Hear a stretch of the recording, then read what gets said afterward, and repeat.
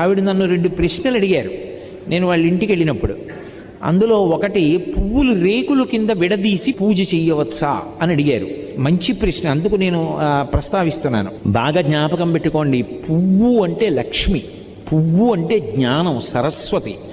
పువ్వు అంత కోమలమైనది, పువ్వంత పరిమళంతో కూడుకున్నది, పువ్వంత మంగళప్రదమైన వస్తువు లోకంలో లేదు. అందులో ఎర్రటి పువ్వు కానీ నేల మీద పడి ఉందనుకోండి, ఎవరైనా సరే దాన్ని తీసేయాలి ముందు, అది కింద ఉండకూడదు. ఎందుకో తెలుసా? ఎర్ర పువ్వు కింద పడి సువాసిని కానీ ఎవ్వరూ తొక్కకూడదు, సువాసిని ప్రత్యేకించి తొక్కకూడదు.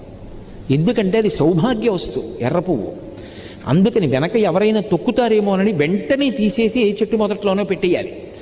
అంత పరమ పవిత్రమైనటువంటి పువ్వులు పూజ చేయడానికి నీ దగ్గర సరిపోయినన్ని లేకపోతే